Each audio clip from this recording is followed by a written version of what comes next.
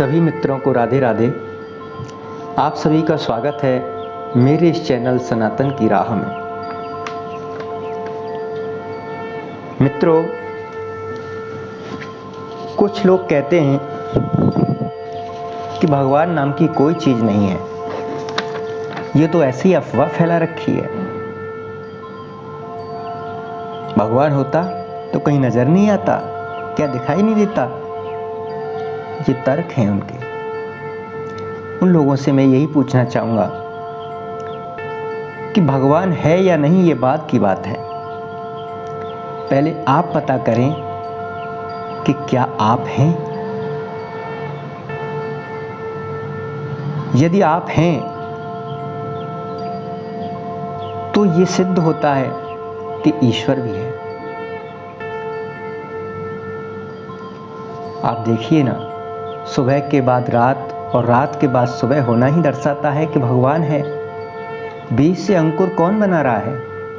पृथ्वी, सूरज और चांद को कौन घुमा रहा है?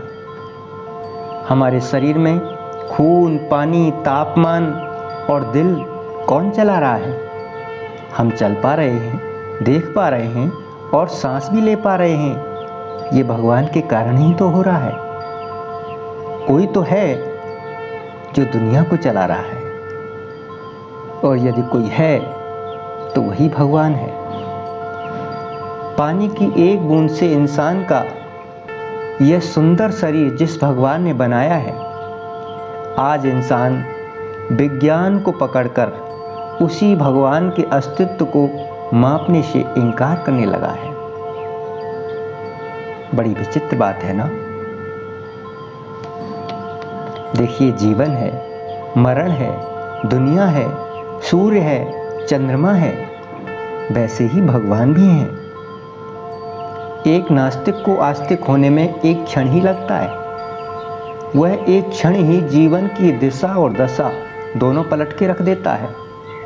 मैंने बहुत से लोगों को देखा है जो यह दावा करते हैं कि कोई भगवान नहीं होता, और ऐसे ही लोग जब भक्ति मार्ग पर चलते हैं तो हर वक्त भगवत महिमा गाते रहते हैं। आपको एक कहानी के माध्यम से ये स्पष्ट हो जाएगा। एक बार मैंने पढ़ी थी ये कहानी, मुझे बहुत अच्छी लगी और आशा करता हूं कि आपको भी अच्छी लगेगी, लेकिन इसे अंत तक सुनना। दीनदयाल नामक आदमी शहर की एक छोटी सी गली में रहता था। वो एक मेडिकल स्टोर चलाता था। सारी दवाइयों की उसे अच्छी जानकारी थी। 8-10 साल का अनुभव होने के कारण उसे अच्छी तरह पता था कि कौन सी दवाई कहाँ रखी है। वह इस व्यापार को बड़े ही शौक से और निष्ठा से करता था। उसकी दुकान में सदैव भीड़ लगी रहती थी। वह ग्राहकों को दवाइयाँ बड़ी सावधानी से देता था, लेकिन उसे भगवान पर कोई भरोसा नहीं था। वो एक नास्तिक था। भगवान के नाम से ही उसे चिढ़ थी। घर वाले उसे बहुत समझाते, पर वो उनकी एक न सुनता था। खाली वक्त मिलने पर वह अपने दोस्तों के साथ घर या दुकान में ताश खेलता था। एक दिन उसके दोस्त उसका हालचाल पूछने दुकान में आए और अचानक बहुत जोर से बारिश होने लगी। बारिश की वजह से दुकान में भी कोई नहीं था। दोस्त मिलकर ताश खेलने लगे। तभी एक छोटा बच्चा उसकी दुकान पर दवाई लेने पर्ची लेकर आया। उसका पूरा शरीर भीगा हुआ था बारिश की वजह से। दीनदयाल ताश खेलने में इतना मगन था कि बारिश में आए हुए इस लड़के पर उसकी नजर ही नहीं पड़ी। ठंड से ठिठुरते हुए इस लड़के ने दवाई की पर्ची बढ़ाते हुए कहा, साहब मुझे दवाइयाँ चाहिए, मेरी माँ बहुत बीमार है। बाहर सब दुकानें बारिश की वजह से बंद हो गई हैं। आपकी दुकान को देखकर मुझे विश्वास हो गया कि मेरी माँ बच जाएगी। यह दवाई उनके लिए बहुत जरूरी है, साहब दे दीजिए ना। इस बीच क्या हुआ कि लाइट भी चली गई और सब दोस्त खेल छोड़ करके जाने लगे। बारिश भी थोड़ा थम चुकी थी। उस लड़के की पुकार सुनकर ताश खेलते खेलते ही दीनदयाल ने दवाई की उस पर्ची को हाथ में ले लिया और दवाई देने को उठा। ताश के खेल को पूरा न कर पाने के कारण अनमने से अपने अनुभव से अंधेरे में ही दवाई की उस शीशी को झट से निकालकर उसने लड़के को दे दिया और लड़का खुशी खुशी दवाई की शीशी लेकर चला गया। दीनदयाल दुकान को जल्दी बंद करने की सोच रहा था। थोड़ी देर बाद लाइट आ गई और वह देखकर दंग रह गया कि उसने दवाई की जो शीशी समझकर उस लड़के को दी थी, उसमें तो चूहे मारने वाली जहरीली दवा थी, जिसे उसके किसी ग्राहक ने थोड़ी देर पहले ही लौटाया था और ताश खेलने की धुन में उसने अन्य दवाइयों के बीच ये सोचकर रख दिया कि ताश की बाजी के बाद फिर उसे अपनी जगह वापस रख देगा। अब उसका दिल जोर जोर से धड़कने लगा।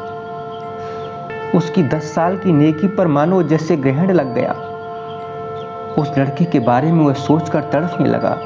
सोचा यदि यह दवाई उसने अपनी बीमार माँ को दे दी तो वह अवश्य मर जाएगी। लड़का भी बहुत छोटा होने के कारण उस दवाई को तो पढ़ना भी नहीं आता। एक पल वह अपनी इस भूल को कोसने लगा और ताश खेलने की अपनी आदत को छोड़ने का निश्चय कर लिया, पर यह बात तो बाद के बाद देखी जाएगी। अब क्या किया जाए? उस लड़के का पता ठिकाना भी वह नहीं जानता। उसे कैसे बचाया जाए? कैसे उस बीमार मां को बचाया जाए? सच कितना विश्वास था उस लड़के की आंखों में। दीनदयाल को कुछ सूझ नहीं रहा था। घबराहट और बेचैनी उसे घेरे हुई थी। घबराहट में वह उधर उधर देखने लगा। पहली बार उसकी दृष्टि दीवार के उस कोने में पड़ी जिसमें उसके पिता ने जिद करके भगवान श्री कृष्ण की एक मूर्ति उद्घाटन के समय लगा दी थी।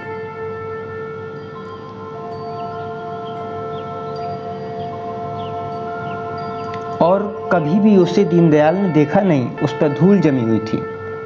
आज दीनदयाल की नजर उस मूर्ति पर पड़ी। उसके पिताजी ने कहा था कि भगवान की भक्ति में बड़ी शक्ति होती है, वह हर जगह व्याप्त है और हमें सदैव अच्छे कार्य करने की प्रेरणा देता है। दीनदयाल को ये सारी बातें याद आने लगीं। आज उसने इस अद्भुत शक्ति को आजमाना चाहा। उसने कई बार अपने पिता को भगवान की तस्वीर के सामने हाथ जोड़कर सिमरन करते देखा था, पूजा करते देखा था। उसने भी आज पहली बार कमरे के कोने में रखी उस धूल भरी कृष्ण की तस्वीर को देखा और आंखें बंद कर दोनों हाथों से जोड़कर वहीं खड़ा हो गया और प्रार्थना करने लगा। थोड़ी देर बाद क्या दिखता है कि वह छोटा सा लड़का फिर दुकान में आया। दीनदयाल को तो ऐसा हो गया कि काटो तो खून नहीं, उसके पसीने छूटने लगे।